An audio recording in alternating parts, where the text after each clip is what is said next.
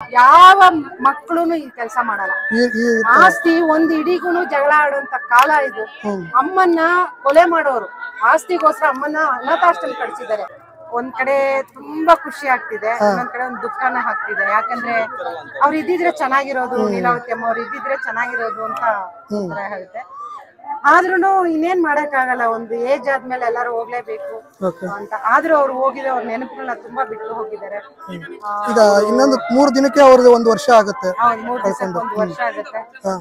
ಇನ್ನು ಅಂತ ನೆನಪು ಇಟ್ಕೊಂಡು ಅವ್ರ ಮಗನ್ನ ಅವ್ರು ಹೆಂಗ್ ಸಾಕಿದಾರೆ ಅಂತ ಅವ್ರು ಮಾತ್ರ ಗೊತ್ತು, ನಮಗ್ ಗೊತ್ತಿಲ್ಲ. ನಾವು ಆಡ್ಕೋಬಹುದು, ಇನ್ನೊಂದ್ ಮಾತು ಹೇಳ್ಬೋದು. ಅವರು ಕಷ್ಟಪಟ್ಟು ಮಗನ ಸಾಕೋಕೋಸ್ಕರ ಏನ್ ತ್ಯಾಗ ಮಾಡಿರೋದು ಅಂತ ನಮಗ್ ಗೊತ್ತಿರಲ್ಲ. ಮಗನ್ಗೆ ಅರ್ಥ ಆಗಿದೆ ಅದು. ಅಮ್ಮನ್ನ ತುಂಬಾ ಪ್ರೀತಿಯಿಂದ ನೋಡ್ಕೊಂಡಿದ್ದಾರೆ. ಅವರು ಕಾಯಿಲೆ ಇದ್ದಾಗ್ಲೂ ತುಂಬಾ ಚೆನ್ನಾಗಿ ನೋಡ್ಕೊಂಡಿದ್ದಾರೆ. ಅವಾಗ್ಲೂ ನಾವು ಬಂದು ಹೋಗಿದ್ವಿ, ತುಂಬಾ ಚೆನ್ನಾಗಿ ನೋಡ್ಕೊಂಡಿದ್ದಾರೆ. ಈಗ್ಲೂ ಅವ್ರು ಹೋದ್ಮೇಲೂ ಅವ್ರಿಗೋಸ್ಕರ ಒಂದು ದೇವಸ್ಥಾನ ಕಟ್ಟಿದ್ದಾರೆ. ಯಾವ ಮಕ್ಕಳುನು ಈ ಕೆಲಸ ಮಾಡಲ್ಲ. ಆಸ್ತಿ ಒಂದ್ ಇಡೀಗೂನು ಜಗಳ ಆಡುವಂತ ಕಾಲ ಇದು. ಅಮ್ಮನ್ನ ಕೊಲೆ ಮಾಡೋರು ಆಸ್ತಿಗೋಸ್ಕರ ಅಮ್ಮನ್ನ ಅನಾಥಾಶ್ರಮ ಕಳಿಸಿದ್ದಾರೆ. ಊಟ ನೆಟ್ಟಿಗೆ ಹಾಕಲ್ಲ ಅಂತ. ಅದರಲ್ಲಿ ನಿಜವಾಗ್ಲೂ ಲೀಲಾವತಿ ಅಮ್ಮ ಅವರು ತುಂಬಾ ಪುಣ್ಯ ಮಾಡಿದ್ರು ಇಂಥ ಮಗನ ಹುಟ್ಟಿಸಕ್ಕೆ. ಅದೇ ತರ ಮಗನು ತುಂಬಾ ಪುಣ್ಯ ಮಾಡಿದ್ರು ಇಂಥ ತಾಯಿ ಹುಟ್ಟಕ್ಕೆ. ನಾನು ಹೇಳೋದು ದೇವ್ರ ಹತ್ರ ವಿನೋದ್ ರಾಜ್ ಅವ್ರಿಗೆ ಆಯುಸ್ಸು, ಆರೋಗ್ಯ, ಐಶ್ವರ್ಯ ತುಂಬಾ ಕೊಟ್ಟು ಇನ್ನೂ ಕೆಲವ್ರಿಗೆ ಹೆಲ್ಪ್ ಮಾಡೋಂತ ಶಕ್ತಿ ಕೊಡ್ಲಿ ಅಂತ ಕೇಳ್ಕೊತೀನಿ. ಯಾಕಂದ್ರೆ ಅನಾಥಾಶ್ರಮ ಕಟ್ಟಿದ್ದಾರೆ, ಮೆಡಿಕಲ್ ಹಾಸ್ಪಿಟಲ್ ಮಾಡಿದ್ದಾರೆ, ಅದು ಎಲ್ಲ ಮಾಡಿದ್ದಾರೆ. ಅದು ಸಾಲದೆ ಇದು ಒಂದು ಏನಂತಾರೆ, ಟೂರಿಸ್ಟ್ ಪ್ಲೇಸ್ ಆಗ್ಬೇಕು. ಜನ ಎಲ್ಲ ಬಂದು ಲೀಲಾವತಿ ಅವ್ರದ್ದು ಸುತ್ತ ಫೋಟೋಸ್ ಹಾಕಿದ್ದಾರೆ. ಅವ್ರ ಹಳೆ ನೆನಪುಗಳು ಬಂದಿದೆ. ಅವ್ರು ನನಗೆ ತುಂಬಾ ಇವಾಗ್ಲೂ ನೆನಪಿಸ್ಕೊಂತೀನಿ. ಸಿಪಾರಾಮ ಅಂತ ಒಂದು ಪಿಕ್ಚರ್ ಮಾಡಿದ್ರು. ಆ ಸಿನಿಮಾನ ನಾನು ಚಿಕ್ಕ ವಯಸ್ಸಲ್ಲಿ ನೋಡಿದ್ದು. ಅದನ್ನ ಹೋಗಿ ನೋಡಕ್ಕೋಸ್ಕರ ನಮ್ಮ ಮನೇಲಿ ಪರ್ಮಿಷನ್ ತಗೋಬೇಕು. ಅವೆಲ್ಲ ಬ್ಲಾಕ್ ಅಂಡ್ ವೈಟ್ ಟಿವಿ ಯಾರೋ ಮನೇಲಿ, ನಮ್ಮ ಅತ್ತೆ ಮನೇಲಿ ಹೋಗಿ ನೋಡ್ಬೇಕು. 108 ಕೆಲಸ ಹೇಳೋರ್ ಮನೇಲಿ, ಅದು ಮುಗಿಸ್ಕೊಂಡು ಹೋಗ್ಬೇಕು. ಅದನ್ನ ಹತ್ತಿದೀನಿ.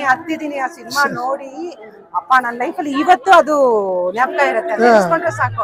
ರಾಜ್ಕುಮಾರ್ ಅವರು ಒಳಗಡೆ ಕೂಡಾಕೊಂಡು ಮಾಡ್ಕೊಂಡು ಅದು ಈಗ್ಲೂ ಕಂಡಂಗಿದೆ. ಅಂತ ಆಕ್ಟಿಂಗು ತಿರ್ಗಾ ಯಾರು ಮಾಡ್ತಾರೋ ಗೊತ್ತಿಲ್ಲ. ನಮ್ಗಂತೂ ಅಂತದೆಲ್ಲ ಬರೋದಿಲ್ಲ. ದೇವ್ರ ಅವರ ಆತ್ಮಕ್ಕೆ ತುಂಬಾ ಶಾಂತಿ ಸಿಗ್ಲಿ, ಅವ್ರಿಗೆ ಒಳ್ಳೇದಾಗ್ಲಿ, ವಿನೋದ್ ರಾಜ್ ಅವ್ರಿಗೂ ಒಳ್ಳೇದಾಗ್ಲಿ. ಅಂದ್ರೆ ನಿಮ್ಮ ಅವರ ಒಡನಾಟ ಹೇಗಿತ್ತು? ಲೀಲಾವತಿ ಅಮ್ಮ ಅವರು ನಮ್ಮ ಮನೆಗೆ ಬಂದಿದ್ದಾರೆ. ನಾನು ಎಲೆಕ್ಷನ್ ನಿಂತಿದ್ದೆ 2005. ಆ ಟೈಮಲ್ಲಿ ಲೀಲಾವತಿ ಅವರು ಮತ್ತೆ ವಿನೋದ್ ರಾಜ್ ಅವರು ಬಂದಿದ್ದಾರೆ. ಬಂದು ನಮಗೋಸ್ಕರ ಪ್ರಚಾರನೂ ಮಾಡಿದ್ದಾರೆ. ಮೊನ್ನೆ ನಾನು ಎಲೆಕ್ಷನ್ ಆ ಟೈಮಲ್ಲಿ ಗೆದ್ದೆ. ನಾನು ತಾಲೂಕ್ ಪಂಚಾಯತ್ ಮೆಂಬರ್ ಆಗಿದ್ದೆ. ಆ ಟೈಮಲ್ಲಿ ಬಂದಿದ್ದಾರೆ.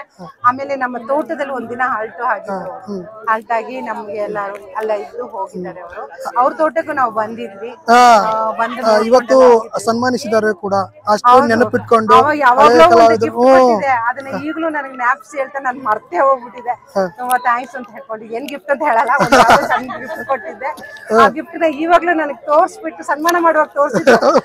ನೋಡಿ ನೀವ್ ಗಿಫ್ಟ್ ಕೊಟ್ಟಿದ್ರು, ನೀವ್ ಮರ್ತೋಗಿದ್ದೀರಾ ನೋಡಿ, ನಾನು ಇನ್ನೂ ಇಟ್ಕೊಂಡಿದ್ರಿ, ಇಂಥ ಜಾಗದಲ್ಲೇ ಕೊಟ್ಟಿದ್ ನೀವು ಅಂತ.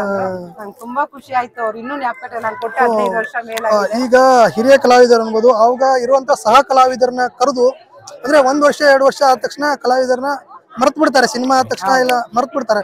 ಬಟ್ ಇಲ್ಲಿವರೆಗೂ ನೆನಪಿಟ್ಕೊಂಡು ಅದೇ ನಾವು ಪುಣ್ಯ. ಯಾಕೆ ಅಂದ್ರೆ ಆಗಿನ ಟೈಮ್ನಲ್ಲಿ 90s 95 2000 ಒಳಗಡೆ ಆಕ್ಟ್ ಮಾಡಿದವರೆಲ್ಲ ಈಗಲೂ ಜ್ಞಾಪಕ ಬರ್ತಾರೆ. ಯಾಕಂದ್ರೆ ಟಿವಿಯಲ್ಲಿ ಬರ್ತಾನೆ ಇರುತ್ತೆ ಅವ್ರು. ನೀವು ಸೀರಿಯಲ್ ನೋಡಿ, ಒಂದು ದೊಡ್ಡ ಸೀರಿಯಲ್ 1 ವರ್ಷ 10 ವರ್ಷ ನಡೀಲೆ, ಆ ಸೀರಿಯಲ್ ಮುಗಿದ ತಕ್ಷಣ ಅವ್ರು ಯಾರು ಅಂತಾನೆ ಕೇಳಲ್ಲ. ಆ ಹೀರೋಯಿನ್ ಯಾರು ಅಂತಾನೆ ಮರ್ತೋಗಿರ್ತಾರೆ. ಯಾಕಂದ್ರೆ ಆ ಪಾತ್ರದ ಹೆಸರಲ್ಲೇ ಕರೀತಾರೆ, ಅವ್ರನ್ನ ಮರ್ತೋಗಿರ್ತಾರೆ. ಆದ್ರೆ ಸಿನಿಮಾದಲ್ಲಿ ಆಕ್ಟ್ ಮಾಡಿದ ಹಳೆ ಬರ್ ನೋಡಿ ಈಗ್ಲೂ ಗುರ್ತಿರ್ತಾರೆ. ಈಗ ಬರೋ ಹೀರೋಯಿನ್ ಹೊಸಬ್ರನ್ನ ನೋಡಲ್ಲ, ಎಲ್ಲ ಒಂದೇ ತರ ಇದಾರೆ, ಒಂದೇ ಮಾಡ್ಕೊಂಡು ಹೊಟ್ಟೋಗ್ತಾರೆ.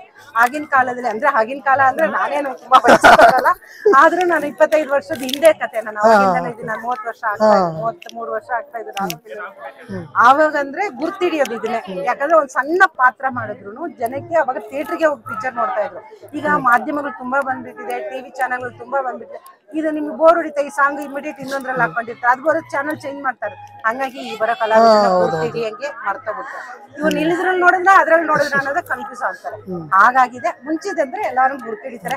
ಸಣ್ಣ ಪಾತ್ರ ಮಾಡಿರ್ಲಿ, ದೊಡ್ಡ ಹೀರೋಯಿನ್ ಆಗಿರ್ಲಿ, ಅವ್ರನ್ನ ಇವತ್ತಿಗೂ ಗುರ್ತಿಡಿತಾರೆ.